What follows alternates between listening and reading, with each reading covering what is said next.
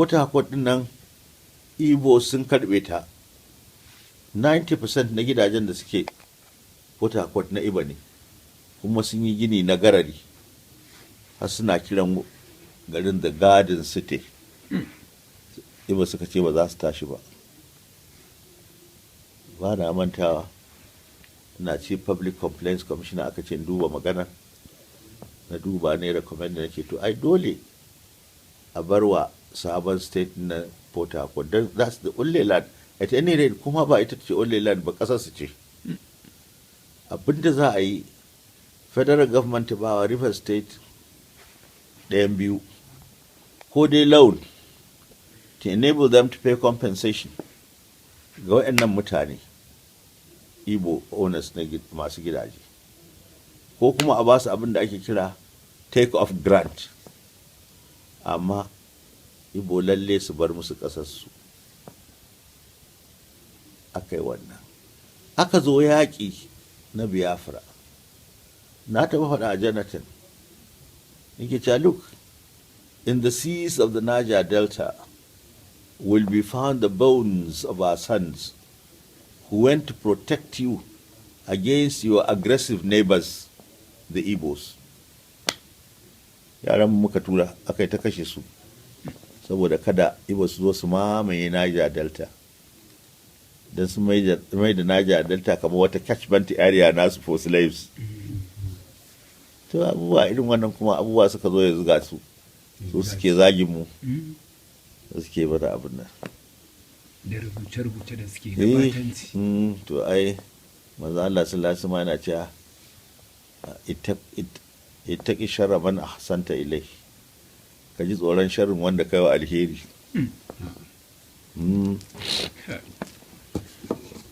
Allah ya taimake ka. Mun ji bayanai masu sosare. Mun ji bayanai masu sosare. Masu sosare. Na lillahi wa inna ilaihi. Wannan ƙasa ta mu kuma a wannan arewaci namu muna godiya da Allah ya azurta mu da irin ku. In ba haka ba gurin da za a yi mana ba mu da bakin da za mu kare kanmu. Har yanzu albarkacin ku muke ci duba da irin abubuwan. Jiya wata kungiya sun zo, wato abin mamaki, council ulama, secretary nasu da wani ka zo suka ce za su yi wani taro ne da wani, suna da wani tsari, suna da wani move yadda za a tattala hankalin mutanen arewa, a revisiting the past, a reviving our past unity and glory. Kuma a hakan suna son a yi bayanin ku. To na ce ba zan yi ba. Duk mutumin da yake a Ikwade, ban ce a Kaduna ba, a Lagos dai ba wanda ya san ku da aka yi mana fiye da ni ko waye. Sarki kwarai da gaske. Babu shi. Amma abin da nake ji, Mafet ya yi wani littafi, Let the Truth Be Known. A cikin littafin in various places sai ce in kuna son kusan details na wannan abu, ko kuna son kusanta hakikanin abu, ku tambayi mai tama. Gaskiya ne. Sai na tambayi na ce, kai Mafet, ya kai baka zo bai ce ba na son anticipating naka domin watakila za ka yi littafi. Na ce to ai ba zan yi ba. Sarki.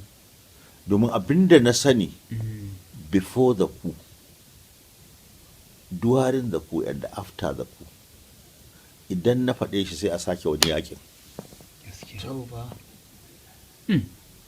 Abubuwan da suka faru a lokacin. Oh yes. Tun kafin ai coup din na san wasu albai. Dan waje ku abokina ne, tare muke fita yawo a Lagos. Kuma na san abin da ya faɗa min.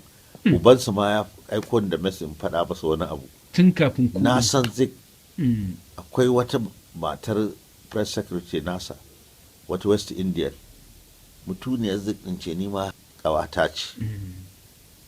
Zik yi wata ɗaya a Sukuwai ba shi da lafiya. Da ya dawo ya ce zai tafi London, zai tafi convalescence. Prime Minister ya ce mu ministoci mu raka shi. Muka tafi airport, wannan matar ce, look mata zo nan. ta ce kaga wannan tsohon ƙarya yake lafiyarsa kalau guda in suka yana nan yaran sojoji suna zuwa wurinsa na maganganu ana mitin. ta ce make sure ta ce market wannan tsohon ba zai dawo ba sai wani abu ya faru a Najeriya.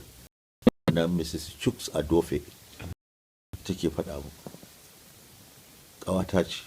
Sun yadda da ke a lokacin duk waɗannan bayanan. Cikin daren ne ai na dinga yawo na je gidan prime minister da keke. Oh yes. Kwarai na taɓa karanta wata to jarida. a duk waɗannan abe baɗai to in ka ce za ka faɗe su da abin da muka yi da orizu da shi in ba kalmomin da suka nan in aka faɗi sai a tunzar hankalin mutane. To on the other hand ya kamata ta shi ai Kwarai ko. sai to ina yadda zan yi amma ba yanzu ba yanzu ba A ranka da ya kamata da koyi ne a samu a ajiye su in ya so a ce kada a release sai wani Kwarai da gaske. saboda tarihi Wallahi. wannan is very good mu Ko musamman yin arewa ko muka san wannan da weapons ko a yi shi a audio ko a yi rubuta shi a wani littafi a ajiye. they will serve as like a protection to us. Tarihi baya karya musamman wanda ya faɗa Kuma ranka daɗe wannan bayanai duk Najeriya Yeah, in like ba ghosts. bakinka ba a wajen wa za a ji wannan bayanai. Babu kuma ba wanda ya sani har yanzu. ko da yi ne ranka da a samu Ko wani su littafi ajiye ko kuma a yi shi a audio a archives a adana kana shi. da su a in ajiye. Allah da za a yi Alhamdulillah. Allah. Alhamdulillah. in Allah Alhamdulillah. Allah ya ƙara lafiya. ya muku Ai albarka muna godewa Allah da muka samu wannan dama. Wannan wata babbar jami'a muka shiga Wallahi wanda sosai. Na wannan ƙara da ilimin ba abubuwa wanda da zai dama. same shi sai wanda ya samu nasarar zuwa wannan waje. Sai kuwa.